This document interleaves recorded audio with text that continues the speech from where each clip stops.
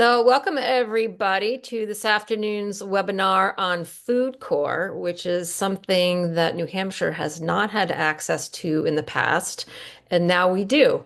Ryan Parker is with FoodCorps. He's based in Maine, but he covers other territories, including New Hampshire.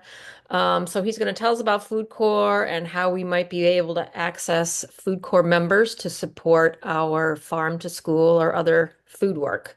I'm going to turn it over to Ryan in a sec.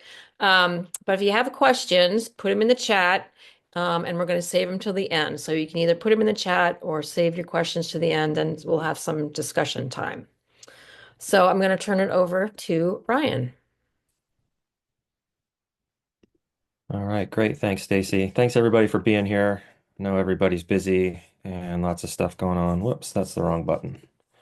There's the one I wanted. So, as Stacy mentioned, my name is Ryan Parker. I'm with FoodCorps, and my title has up till recently been Impact of Partnerships Lead Maine. And FoodCorps has recently decided it wants to expand into some other states and other regions around the country. And so I reached out to Stacy, got connected with her, learning about some of the great work that's happening in New Hampshire, and just want to see what avenues there might be for FoodCorps to assist at some point in the future. So I know some of you have mentioned that you are familiar with FoodCorps. I don't know what everybody's familiarity is, but some of this might be redundant. And we also are always changing as an organization, so some of it might be a little bit new. But I'll just go through the very high level overview of what FoodCorps is and what we have done, what we do, and then hopefully leave a lot of time for discussion and questions, as Stacy mentioned. So, FoodCorps is a national nonprofit, and even though we are a standalone nonprofit, we're part of the AmeriCorps Service Network. And that basically means that we are able to place core members in communities and do the projects that we work on. And our projects are all based very loosely under the umbrella of food. So that typically is anything to do with food at the intersection of food, agriculture, and education. So we work pretty much exclusively in schools up until recently. There's been a long history and trajectory up until recently that's been mostly elementary schools, almost exclusively. And in the last couple of years, we've re-expanded back out to include pretty much all grades under certain circumstances, and we can get into that. But essentially, we're in schools to connect kids to nourishing food and make connections between that food, school gardens, cooking lessons, and the curriculum that teachers are teaching to standards teachers are aiming for already. So we'll talk about that a little bit more.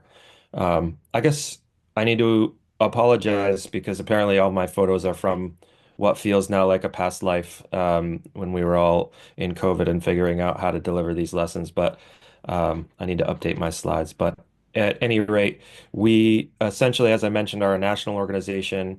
And part of the reason I'm speaking to you today, as I mentioned, FoodCorps decided we have this goal of essentially reaching every kid in the country by 2030, making sure every kid has access to nourishing meals in schools and has access to universal food education.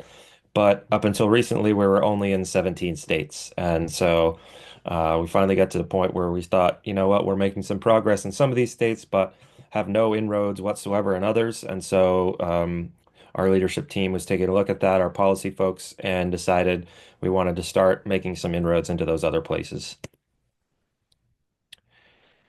So, Heidi mentioned service members specifically, and that, as I mentioned, is part of the AmeriCorps network. Well, that's basically what we're able to do is bring service members into schools. And essentially, a very quick way to think about service members is they're there to add capacity to do things that everyone wants to do, but nobody has the time or capacity to do. So we're essentially a capacity add that's aimed at curriculum and connections to food broadly. So that can be anything from building and maintaining gardens to teaching lessons that use those spaces. Um, and like I mentioned earlier, we don't want anything that FoodCorps is doing, we don't really want it to be considered an add-on or an extra. What we're really trying to do is embed this type of learning into the school infrastructure. So it just becomes part of the normal way that kids learn. So we really want our core members, whenever possible, to use gardens, use cooking lessons, use the cafeteria to connect, as I mentioned, to the things that teachers are already teaching in the classrooms, things they already have to teach to, whether that be math, science, language arts, social studies, art, music, doesn't matter. What we're trying to do is meet teachers and students where they are and just use garden and cooking as an extension of learning. So these are just some examples of some science lessons that some kiddos were doing in RSU 12 up here in Maine a couple years ago.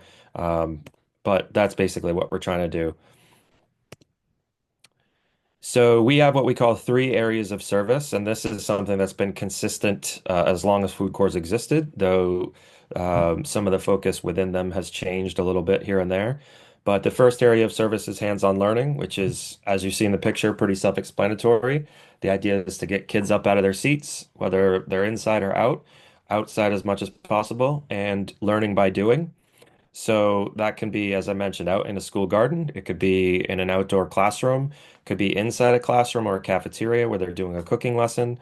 And just as some examples of the way that we try to tie our lessons and our work that our core members do to lessons. A great example is I don't know what it's like in New Hampshire, but in Maine, a fourth grade learning standard is learning how to calculate area and volume in math class. And so there are some kids that you can hand out worksheets and put up computer programs and stand at the chalkboard and explain it until you're blue in the face, and they will not understand what you're talking about. But if you go out to a raised bed that's got a square foot gardening grid laid out on it, they'll instantly understand how to calculate area and volume, and it will make much more sense conceptually. Another example is we are really big on getting kids to try new foods and try things that they wouldn't otherwise try and get to like more fresh fruits and vegetables. So we have a lesson where the point of the lesson ostensibly is to make a fruit salad as a group. But while they're doing that, the kids are learning fractions, measurements, teamwork, things like that. So we're really trying to surreptitiously connect to things that they are learning in school, but just make these an extension of that learning.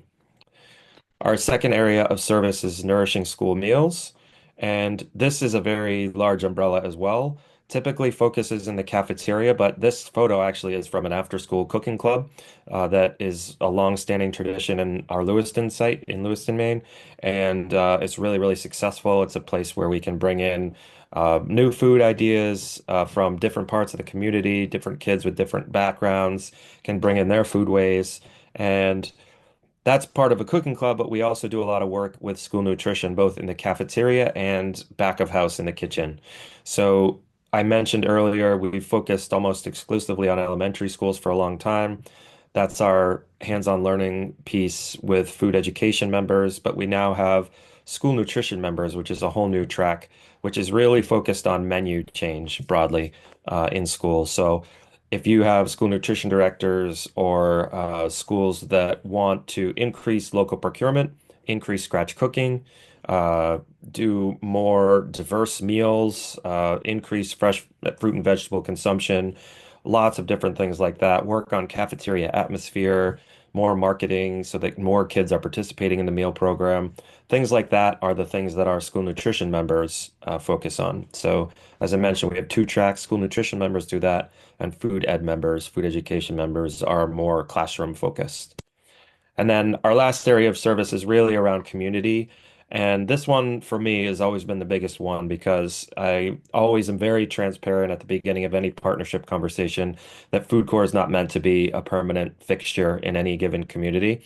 As it is, we're trying to expand, but we have 200 member positions across the country for, roughly 50 million kids. So we can't be in the same place forever. So what we're trying to do is come in when we're invited, build up infrastructure, whether that be garden, cooking, whatever the case may be, set a series of goals by working with folks on the ground, stakeholders that set those goals locally, reach those goals, and then move on to another community and do the same thing. But we don't want all the stuff that was built up and all the culture of use of that art garden infrastructure, cooking lessons, after school clubs. We don't want all that to disappear when you no longer have a service member carrying out the work. So we really focus on an exit strategy that doesn't let that happen right from the beginning. And that always involves community. I assume New Hampshire is very similar to Maine in this respect. I was on a school board for 6 years. I know how challenging it is to pass school budgets at the local level. But everywhere we've been in Maine, we've been able to get school boards and taxpayers to understand the value of this kind of learning. And whenever we exit a community or a school, which could be after 2 years, like it was in Stratton, Maine, or it could be after 12 years, like it was in Portland. Every community is different, but we're always trying to get them to create a position and put it in the budget to carry on the work. That's mostly for food education. For school nutrition, that isn't necessarily the case because we're focused mainly on menu change. And essentially, if you think about swapping out one menu that you don't care for and putting in another one, you don't necessarily need additional staff for that. Sometimes you do, but that's not always necessarily our goal. We're focused there more on participation rates, um, percentage of dollars going to local procurement, things like that. And I think that might have been the last slide. Yeah. So as I mentioned, just want to definitely open this up. My email is there. I'll also drop it in the chat. I don't know, Stacy, if you can send it out with the recording as well. But now that this slide's here, it'll be on the recording. But you can always reach out to me. And I'm going to stop sharing now so we can get Great. into this. So I emailed everybody a reminder this morning, and Ryan, you were on that. So if you find Perfect. the email, you'll have his contact, but I can always follow up with another email with his contact as well. I'll just drop it in the chat too so people Okay, can. good idea. Um, Ryan, can you talk a little bit about how somebody would go about getting a food corps member? Yeah, that's a great question. So essentially, the way it's always worked here in Maine is people just reach out to me as the partnership lead. I do have a colleague, Malia, who works with our core members directly. So we do a lot of coaching, site visits, and things like that. So she and I work really closely together to determine where our partnerships are going to be. But essentially, it starts with a conversation, reaching out to me with, hey, I heard about Food Corps, something we're really interested in. I'd love to have school gardens, or we have school gardens and they're falling apart, or no, the science teacher that created them with a grant is gone and now they're growing weeds, that typical story. So whatever the case may be, somebody reaches out, whether that's a teacher, a principal, a community member, school nutrition director, and we just start that conversation. And typically the way that works is I'd have a conversation with that person, learn a little bit about why they're interested in food core, what they know about food core, and then if it seems like based on that conversation that we should continue, then I usually start talking to the administration at the school or district. And that usually involves the superintendent and the school nutrition director at a minimum. And I always also like to have, whenever possible, school principals and the business manager involved in those conversations as well. So typically, what I'll do is asked to be connected to the superintendent or someone in that district administration level and try to get myself into an existing admin team meeting so they don't have to add another meeting. And then essentially do a little pitch of this is what Food Corps is. And then it's the same process. If they are like, yeah, well, this is exactly the kind of learning we want. We want more experiential education and we want menu change and we're just struggling with how to do it, then my next step is usually we figure out what the plan would be in terms of what schools we're going to start in. So typically we don't just serve, if you had, say, a three elementary school district, we wouldn't probably, it's very rare that we would enter a partnership and only serve in one school. We typically want to serve every school in the district. Again, that's Maine centric, but I think it applies everywhere just because if you're only doing something in one school, the other communities get jealous and don't necessarily care for that. That's how it is in my eight-town district.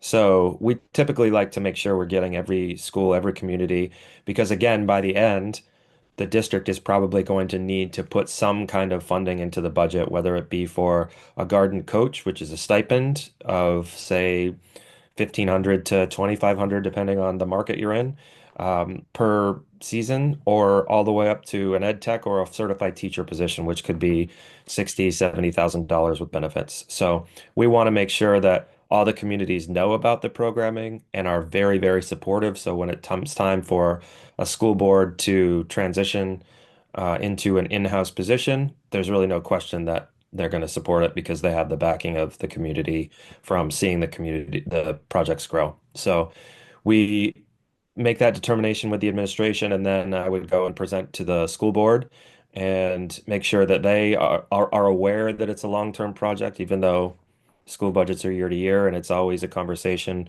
Food Corps really enters into long-term partnerships because it takes a while to make this change. So, like I mentioned, some smaller districts, it can be a couple years, others, it can be 4, 5, 6. Really depends on a lot of different factors. And then if we get the green light from the school board and I get the green light from Food Corps, then we actually go into an action planning phase, which is something probably most of you are familiar with.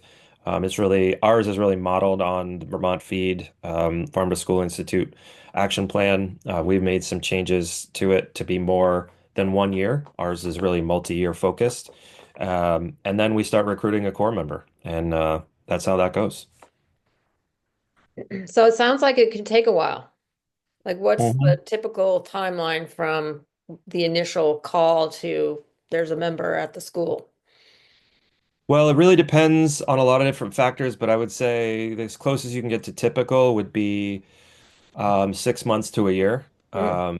And that's, so right now we're actually in our recruiting phase to recruit members. And I should say our service term is from sometime in August to sometime in July. It changes every year depending on AmeriCorps' calendar. But essentially, it's an 11-month term, and the core members have to reach 1,700 service hours in that 11 months, which is essentially a full-time position, 36 to 42 hours a week, depending on school vacations and things like that, and whether or not you have summer programming. So they start sometime in August, and we're recruiting them right now. So in very rare cases, I might start a partnership for next year now, but probably not. It would be for the following year. So we have a long runway to make sure we all have partnership goals that we agree on. We understand what it is exactly we're recruiting for, what type of goals you have, meaning what kind of position or person are we trying to put into that position. And then we have staffing requirements as well. Like I mentioned, Malia, who I work with, is one of our student impact leads, and those folks exist around the country as well, and they do a lot of coaching and site visits. And if we're going to expand into New Hampshire and Vermont, we are talking right now about how many people would we need, how many core members would we need for differentiating between adding, say, if we had four and close to the Maine New Hampshire border, just because Malia geographically lives near there, she could still handle a certain number of coaching visits and whatnot. But if we had 10 and they are all over the state of New Hampshire, then we would look at hiring somebody else. So we need a long time for figuring all that out. Got it. Other questions?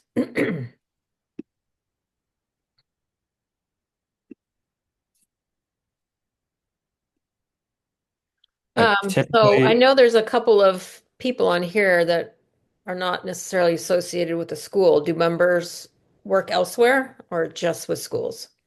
so we have two kinds of partnerships. We have direct district partnerships, and then we have CBO partnerships. So if you're a community-based organization, a nonprofit that works with schools, which I know a couple folks mentioned, then sometimes we do that. But essentially, whether we're placing a member with a nonprofit or we're placing them directly in a district, they need to work with kids. That's what it comes down to essentially. The rest is like in the weeds details, but like who pays for it and who's the site supervisor and things like that. But essentially, we want them, especially our food ed members, we want them teaching as many classes, reaching as many kids as possible. Our school nutrition members, typically they'll do a lot of taste tests and things like that with kids, but most of their work is actually in the kitchen. And again, it's that capacity add. So it's doing things that a school nutrition director might really want to do, but doesn't have capacity because his staff's contract hours end at 2 every day or whatever. So maybe it's going out and meeting with local farmers and trying to figure out a pipeline for local produce and things like that, attending community focus groups, things of that nature. Great, thanks. And I'll just add that in terms of the timeline, I mean, it's never too soon. If you have schools that you think might be interested in this, they can definitely reach out to me now, which is great. But for what we are currently in what we call program year 25. So you can think about, I don't know why food court decided to use different language than schools, but it's school year 24, 25. So we would actually be looking at placing a member in a school in New Hampshire, for instance, in PY 27. So the school year that starts August of 26. So in order to do that, I would say I would need to get to that point where I'm talking to the school board of that district by probably December of next year. Okay.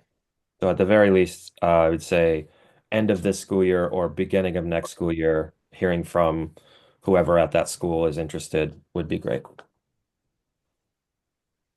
I have a question, and sorry my video's not on, but I'm driving. Go for it. Do you, No problem. okay, Yep. do you have to have a kitchen in your school in order for this program to be effective? It really depends on what the goals are. So if um, there, do you have a food service operation company that services your school? No, so we have kitchens in three of our six schools, and the schools that have the kitchens then will like drive the food over Uh, to us. So we have warming stations in all the schools. There's like a serving line, but it's not a full-fledged kitchen. Yeah. Nope. We have operated in districts that have a similar situation. So actually, Okay, great. in Portland, Maine, is it the only place in Maine that has a central kitchen? Every other district in the state has kitchens in every building, but they don't all have equal kitchens in every building. Let's put it that way. So Fair. very similar situations. Okay, thank you. Yep.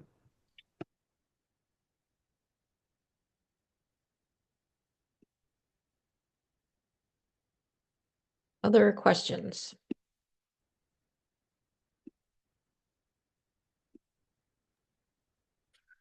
As of now, can you provide an estimate as to how many CBOs and districts that you work with? Is it like half and half, or what do you work with most commonly? I guess assuming SFAs, but It depends on the state. I'll say in Maine, we're almost all direct district partnerships. We do have two partnerships with CBOs, and that tends to be because it's Maine and there aren't many CBOs outside of our more urban areas. So at least not that can handle the capacity of hosting a service member. There's a cost involved monetarily, and then we require that whoever's hosting to have what we call a site supervisor. So even though Malia and I run the program and work with the service members, we're not there on the ground. So there's someone that they report to that makes sure they're working on, that their action plan is meeting the partnership goals and things like that, reviews their timesheets, goes through all the AmeriCorps stuff. So I would say across the country, I think it's probably like 15 to 20% are CBOs. thanks.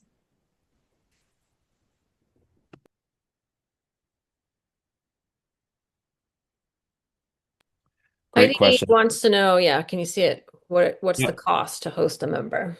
Question was cost to host a member. So it's kind of complicated, but essentially $20,000 so per year. So what it really is we charge a one-time per year partnership fee, we call it, of $5,000. And then every member is $15,000. That is a cost share that the district or CBO pays to FoodCorps.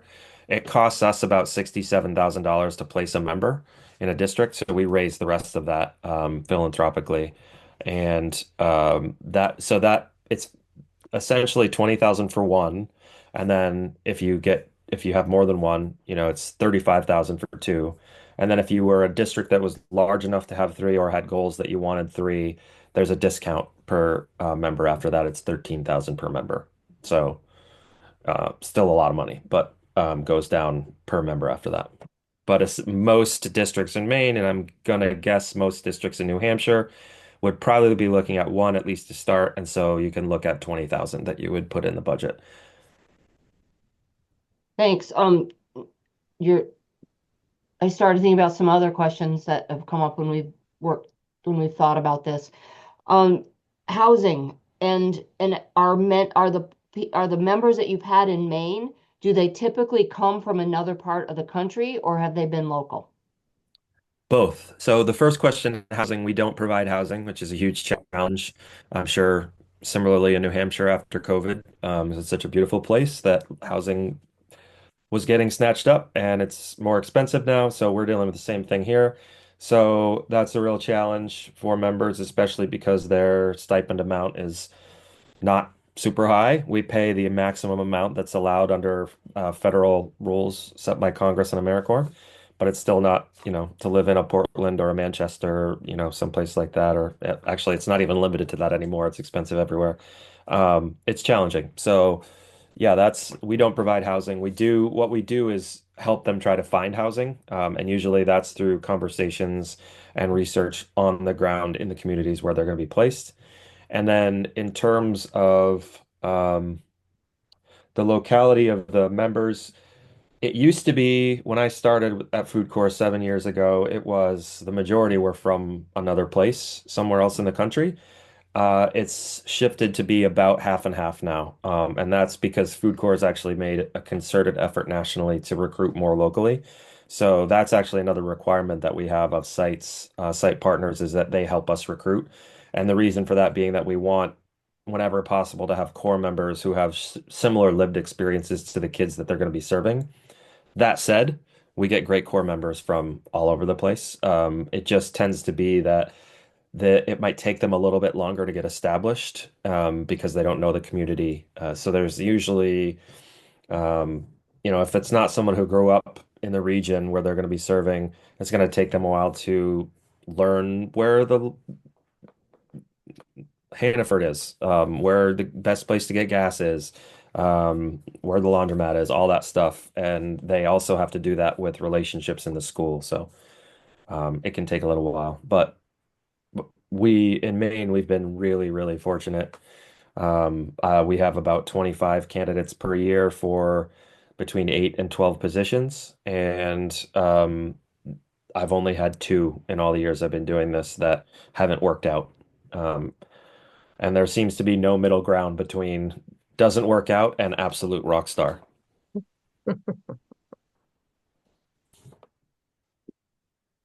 Thanks. And then my last question, and I think I know the answer to this, but now that it's under AmeriCorps, and maybe it always was, and I didn't realize, it's a federal program, so the match with another federal grant doesn't work out either, right? Yes and no. So we've always been an AmeriCorps grantee. There are certain stipulations that you may not use federal grants to match, but there are ways, I won't say around that, but there are rules that allow you to do certain things with funding that help with the programming, but you are not allowed to use federal grant dollars to pay the partnership fee to FoodCorps. And so we're going to get into the weeds a little bit, but in addition to teaching classes, cooking in the kitchens and things like that, members also have other things that they're able to do. So fundraising is an example of that. Under AmeriCorps rules, our core members are allowed to spend 10% of their hours fundraising. So that's 170 hours. And that can be anything from in-kind fundraising, like going to the local hardware store and getting lumber donated for a raised bed, to actually, grant writing. The stipulation there is that no AmeriCorps member, including FoodCorps members, is allowed to be involved in writing a federal grant for a federal agency. So if your school district was going to go for a USDA grant, for instance, FoodCorps member cannot participate in that. If you get the grant, then the FoodCorps member can participate in the programming, but they're not allowed to help write the grant. Same thing with an EPA. Those are the two big ones that we usually see schools going for. It's usually not a problem that service members run into, but it's something to be aware of.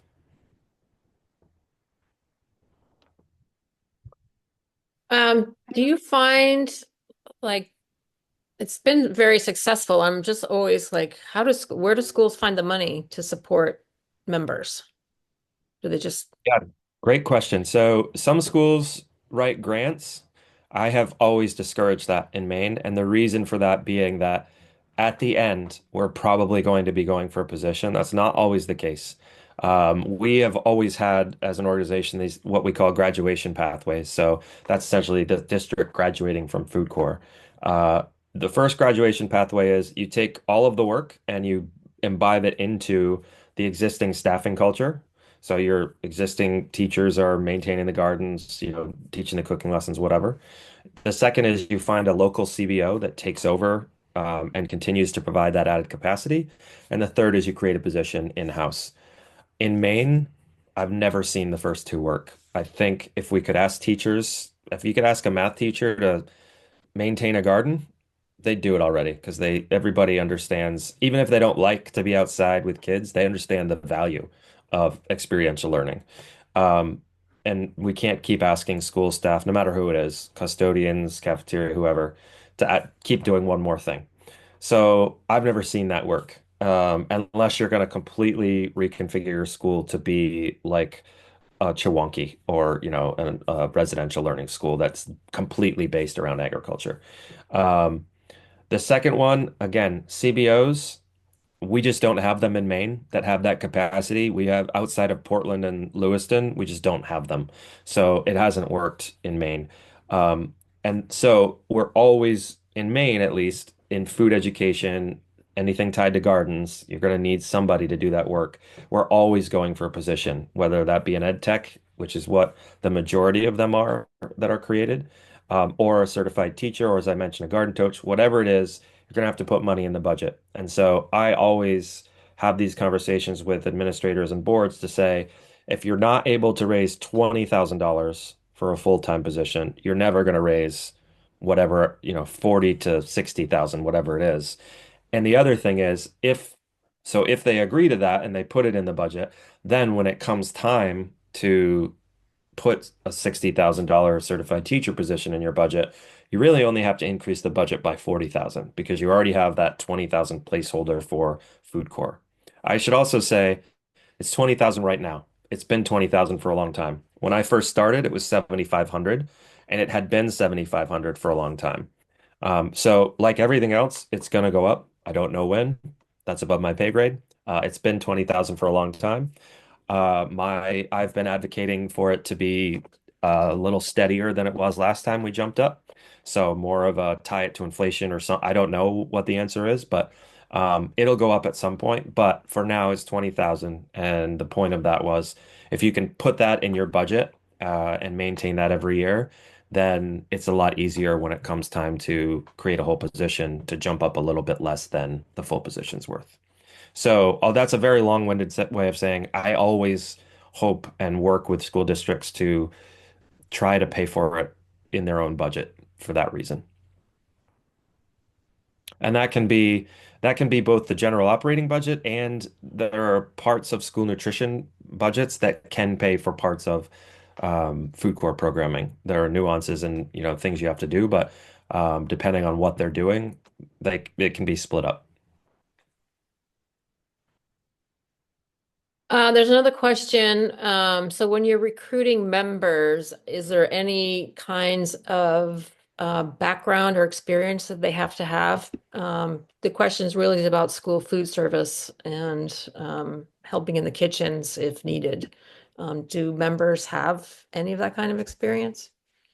Yep, so that's a great question. And that goes back to what I was saying about we really want to make sure one of the reasons the runway is so long is we want to know what the goals are so that we know who we're recruiting and where we're reaching out. So, for instance, I just did a presentation to culinary arts students at Kennebec Valley Community College about a week ago because we are going to have three new school nutrition member positions in the Lewiston Auburn area in Maine. And that's the type of people who have some sort of culinary training. They're already going to be Serve Safe certified if they've graduated from that program, that sort of thing, so that there is less training that needs to be done. That said, it doesn't always work out. Right now we have three school nutrition members in one each in Portland, Westbrook, and South Portland. And one of them is a dietetics. She just graduated with a dietetics degree, and she did a little bit of food prep through a work study job when she was in college, and that's the extent, and the other two have none. But they had the right attitude. They were very hard workers, and they're awesome. So we really try to find the right people, but we do try to reach out to places where we think, okay, there is a chance that they're going to have some kind of training or background or experience that is going to lead them to be successful in this position. But one thing also is our core members, typically, this is also changing because we're making an effort to change it. But when I started 7 years ago, I would say 99 point something percent of our core members were fresh out of college. Like we're going to be recruiting. We're recruiting right now. We're going to be doing interviews in May while they're doing finals. So they'll start, this will be the first thing they've ever done. Very young, not a lot of experience, but a lot of energy.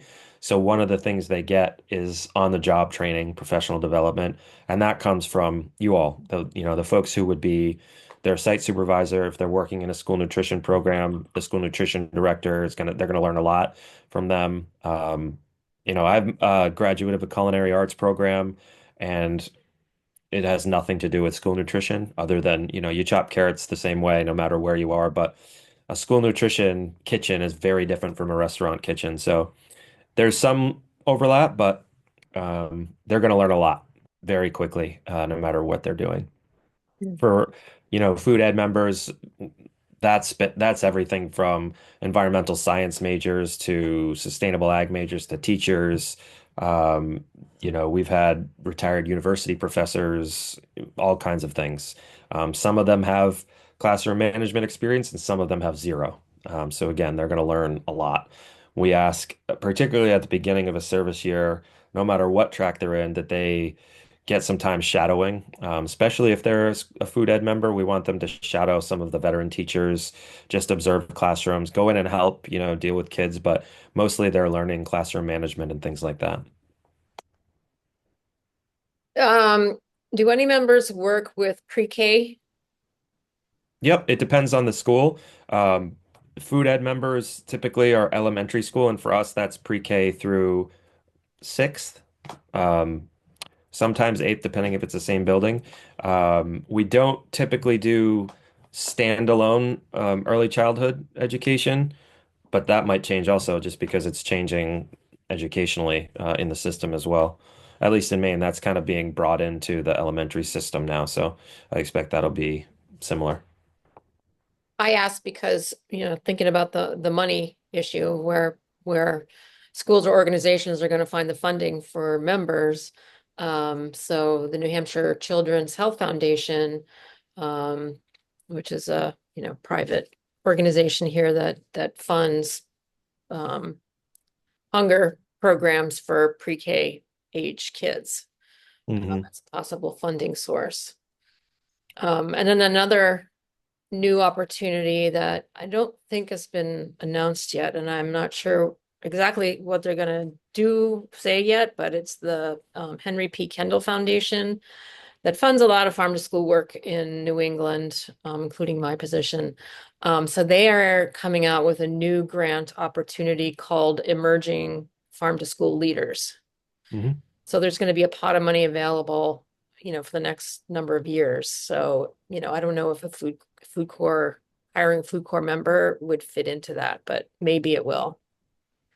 Yeah, I'm not sure either. I mean, I know Beth Chow used to work for Food Corps. I know her Yeah. quite well. So I can ask her about that. And I heard about that, but I haven't paid attention to the details. So, Yeah, I think we had a Northeast Farm to School meeting last week, and so she came to talk oh, about right. to try to, figure out what would be where that investment should go, what kinds of things, opportunities. So Yeah. food corps did come up. So we'll see when they Nice. release details of that.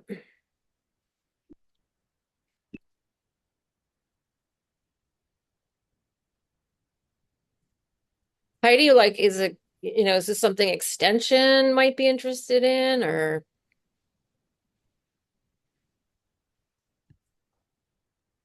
I don't think this is the week to ask. No, no, no. Well, Brian said like a year and a half from now. We'll have to see. I mean, Kristen is laughing. No, I was just on the university, state of the university, and who Oh, knows? Yeah. But it could be. I think there are, several people that are very interested in one of the former administration for the university was very interested in student experiences. So I don't know where President Chilton, I don't think that's one on her priority list, but as you know, Stacy, and with the New Hampshire Food Alliance, we had several people speaking about all the different ways that we can use our college students, particularly. I think it was at the university, but so I don't know. I don't know where extension lands right now. I think everybody's kind of in a state of what do right. we do? Yeah. But I did send it out to the core people that would be in this. We also have a former FoodCorps member who works for us, Brooke Kelleher, and she was out I think in Arizona. She was out in that area when she did her experience. So she will definitely maybe Be an advocate. an advocate and maybe convince Amy Holler to look at this too. So Yeah. And Jackie and Chinzia, that's, a food corps member. I mean, you could do so much more in your school if you had one.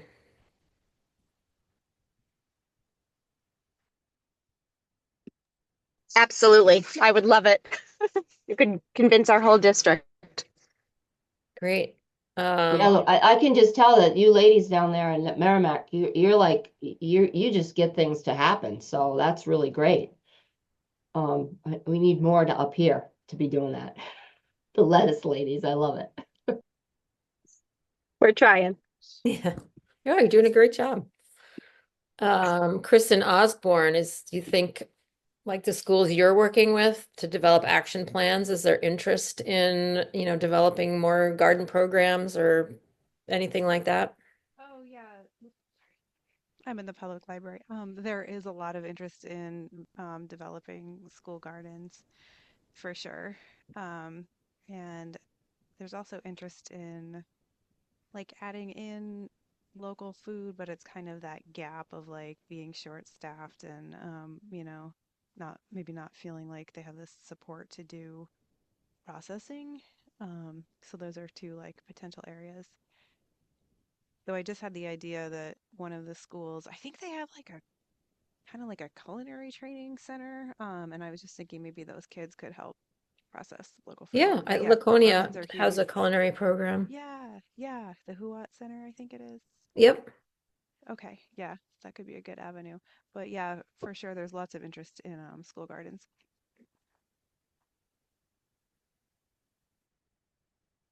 Great. Any final questions for Ryan?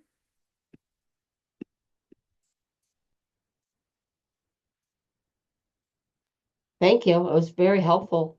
Yeah.